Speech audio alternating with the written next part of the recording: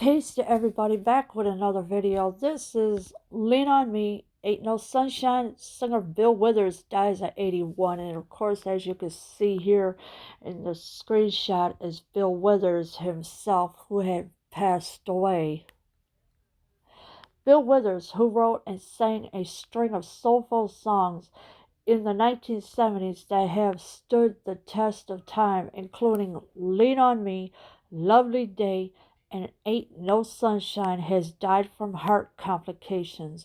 His family said in a statement to the Associated Press he was 81. Yeah, so Bill Withers, he wrote songs in the 1970s that stood the test of time, including Lean On Me, Lovely Day, and Ain't No Sunshine, has died from a heart complications. And this is what the family is saying in a statement to the Associated Press. He was 81 years old. The three-time Grammy Award winner, who withdrew from making music in the mid-1980s, died on Monday in Los Angeles. The statement said his death comes as the public has drawn inspiration from his music during the virus pandemic, with health care workers, chores artists, and more posting their own renditions on Lean On Me to help get through the difficult times. So Bill Withers was a three-time Grammy Award winner. And of course, he withdrew from making music in the mid 1980s. He did pass away Monday in his Los Angeles.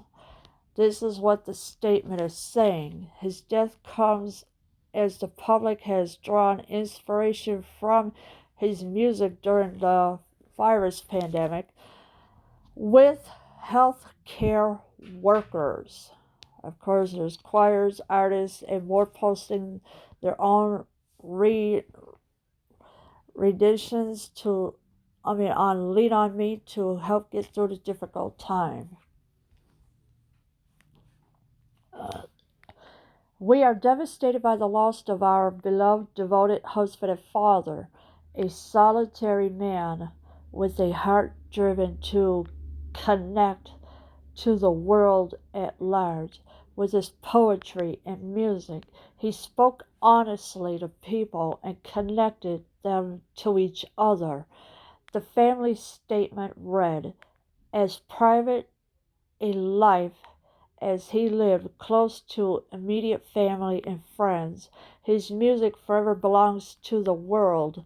In this difficult time, we pray his music offers comfort and entertainment as fans hold tight to loved ones. And so they are devastated by the loss of their beloved, devoted husband and father. A solitary man with a heart driven to connect to the world at large. So he was connecting people to one another. And of course, they heard to the world at large with his poetry and music. He spoke honestly to people and connected them to each other. The family statement read. So this is what the statement read. Bill Withers lived a private life, close to immediate family and friends. His music forever belongs to the world. In this difficult time, we pray his music offers comfort and statement as fans hold tight to loved ones. So they're holding tight to loved ones. Withers' songs during his brief career have become the soundtracks of countless engagements, weddings, and backyard parties. They have powerful melodies and perfect grooves, melded with a smooth voice that conveys honestly and complex emotions without vocal acrobatics.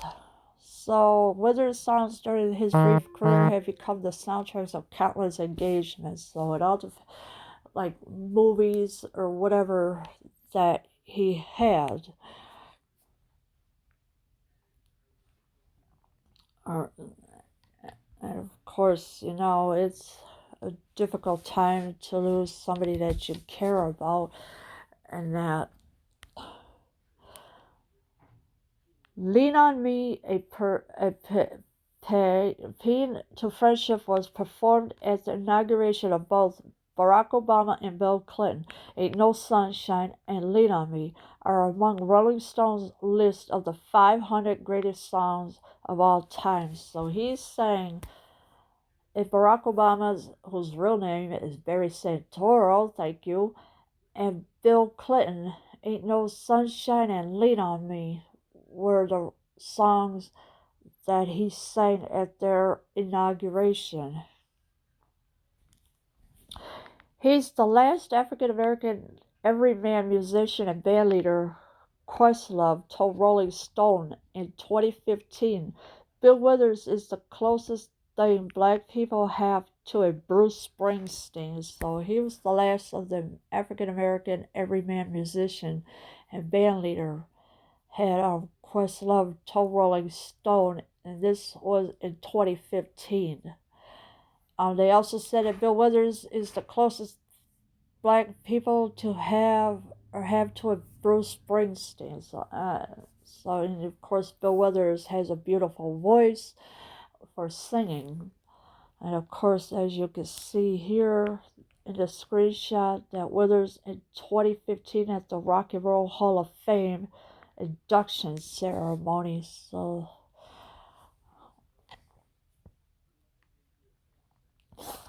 his death caused a torrent of appreciation on social media, including from former Obama advisor Valerie Jarrett, who said Withers' music has been a cherished part of her life and added to my joy in the good times and also gave me comfort and inspiration when I needed it most. She tweeted, singer Jose James said, "We need his message of unity now more than ever."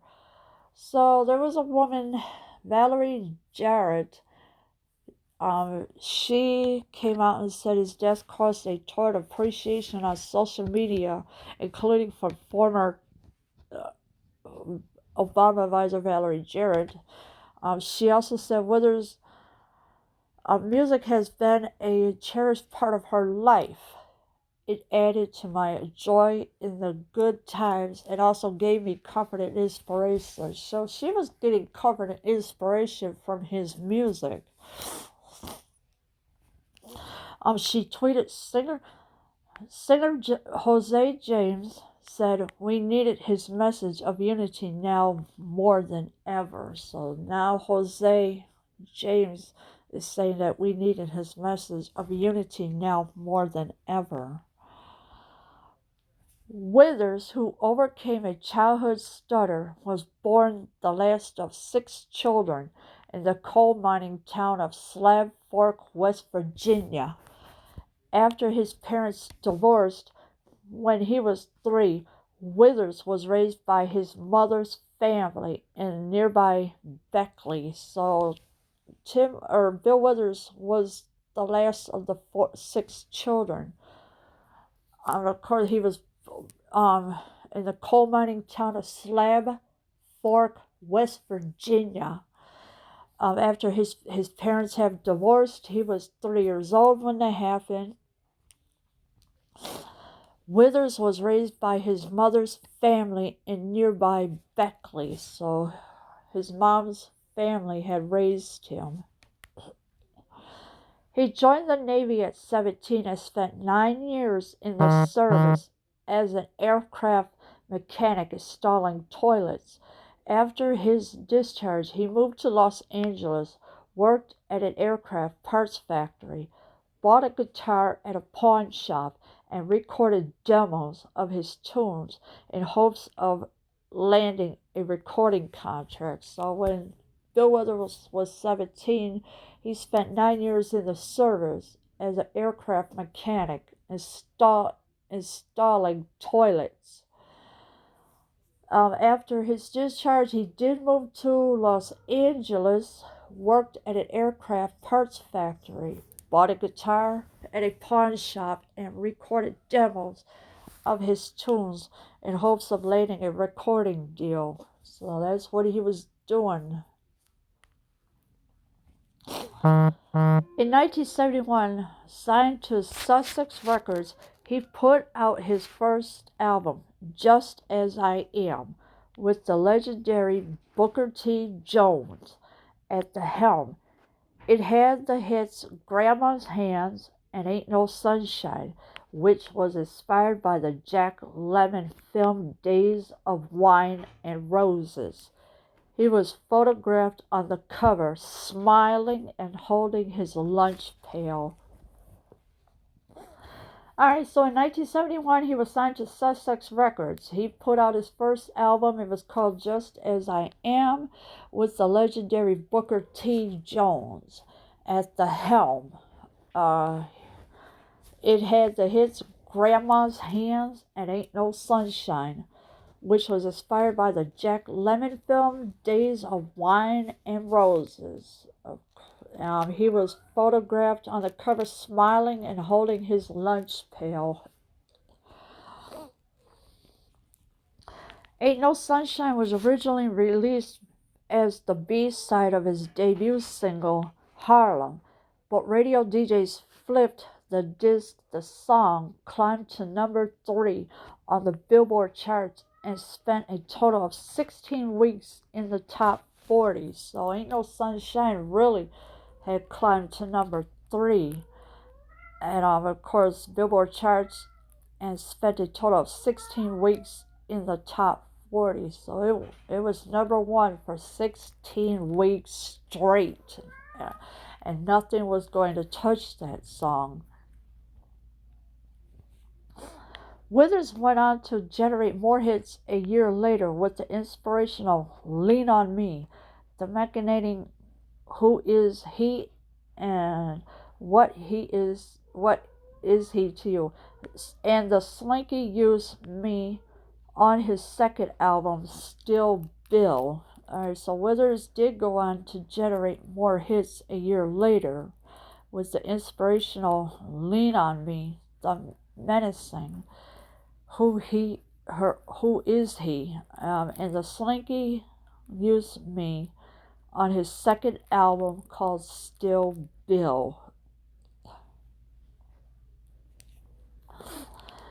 Later would come the striking Lovely Day, co-written with Skip Skalberg and featuring Withers holding the word day for almost 19 seconds, and Just the Two of Us, co-written with Ralph McDonald and William Salter. His Live at Carnegie Hall in 1973 made Rolling Stone's 50 greatest live albums of all time. Alright, so later on came the striking Lovely Day, and it was co-written with Skip Skalberg and featuring Withers holding the word day for 19 seconds. Now imagine holding that song, that word day for 19 seconds. And Just the Two of Us was co-written with Ralph McDonald and William Salter.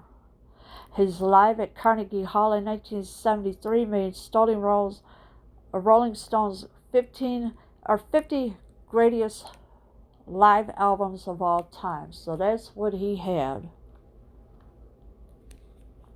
The hardest thing in songwriting is to be simple and yet profound, and Bill seemed to understand intrinsically and instinctively how to do that. Sting said in Still Bill, a 2010 documentary of Withers. Alright, so the hardest thing in songwriting is to be simple and yet profound, and this is what is said. Sting also said in Still Bill, Sting said in Still Bill, a 2010 documentary of Withers. Now, I didn't know there was a documentary called Still Bill, so this is something new to me that I never heard of. But Withers' career stalled when Sussex Records went bankrupt and he was scooped up by Columbia Records. He no longer had complete control over his music and chaffed when he was suggested he do an Elvis cover. His new executives found Withers difficult. Alright, so when Sussex Records they went bankrupt, Columbia Records had grabbed them. He and Withers had no longer had complete control over his music, and chaffed when it was suggested he do an Elvis cover. His new executives found Withers difficult. Of course, they found it difficult because Bill Withers wanted to control his own music, but Columbia Records wouldn't allow him to. So they kind of figured, well, we're going to take control, and that's what they did. None of his Columbia albums reached the top 40 except for 1977's Menagerie, which produced Lovely Day. His hit duet with Grover Washington Jr., Just the Two of Us, was on Washington's label. Withers' last album was 1985's Watching You, Watching Me. So Columbia Records, they made sure that none of his songs had reached the top 40 except 1977's Menagerie, which produced Lovely Day. That was the only song that reached the top 40. Though his songs often dealt with relationships, Withers also wrote ones with social commentary, including Better Off Dead, about an alcoholic's suicide, and I Can't Write Left-Handed, about an injured Vietnam War veteran. So he wrote ones with social commentary, including Better Off Dead and I Can't Write Left-Handed, about an injured Vietnam War veteran. That was the only one he did. Those were the only ones that were social commentary. He was awarded Grammys as a songwriter for Ain't No Sunshine in 1971 and for Just the Two of Us in 1981. In 1987, Bill received his 9th Grammy nomination and 3rd Grammy as a songwriter for the re-recording of the 1972 hit Lean on Me by Club Nouveau. So he had awarded Grammys as a songwriter for Ain't No Sunshine and 1971, Just the Two of Us, and in 1981 and 1987, Bill received his 9th Grammy nomination and 3rd Grammy as a songwriter for the re-recording of the 1972 hit Lean on Me by Club Nouveau. So Club Nouveau had rewrote the song Lean on Me. He was inducted into the Rock and Roll Hall of Fame in 2015 by Stevie Wonder. Withers thanked his wife as well as the R&B pioneers who helped his career like Ray Jackson, Al Bell, and Booker T. Jones. He also got in a few jabs at the record industry, saying A&R stood for antagonistic and redundant. Withers also was inducted into the Songwriters Hall of Fame in 2005. And so Bill Withers was in the Rock and Roll Hall of Fame in 2015 by Stevie Wonder. Withers did thank his wife as well as the R&B pioneers.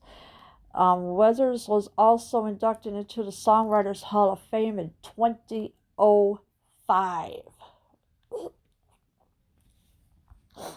His music has been covered by such artists as Barbra Streisand, Michael Jackson, Aretha Franklin, Tom Jones, Linda Ronstadt, Paul McCartney, Sting, Johnny Mathis, Aaron Neville, Al Jarreau, Mick Jagger, Nancy Wilson, Diana Ross. His music has been sampled for Blackstreet's, No Diggity, Will Smith's version of Just the Two of Us, Black Eyed Peas, Bridging the Gap, and Twista's Sunshine. The song Lean on Me was the title theme of a 1989 movie starring Morgan Freeman. Alright, so other music artists that I have named, they all had a taste of Bill Withers' music that they have done. The song Lean on Me was the title theme of a 1989 movie starring Morgan Freeman, which Morgan Freeman was in that movie. His songs are often used on the big screen, including The Hangover, 28 Days, American Beauty, Jerry Maguire, Crooklyn, Flight, Beauty Shop, The Secret Life of Pets, and Flight. So these are the songs that were in the movie soundtracks that he had his songs that they were for.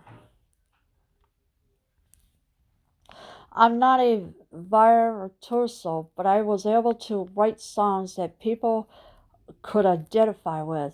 I don't think I've done bad for a guy from Slab Fork, West Virginia, Withers told Rolling Stone in 2015. And so he came out and said that in 2015 to Rolling Stone. He says, I don't think I've done bad for a guy from Slab Fork, West Virginia. And this is what Withers told Rolling Stone in 2015. He is survived by his wife, Marcia, and children, Todd and Corey. So, yes, so he is survived by his wife. My condolences goes to his wife and his children. May they find peace in their hearts. Leave your comments below. I am out.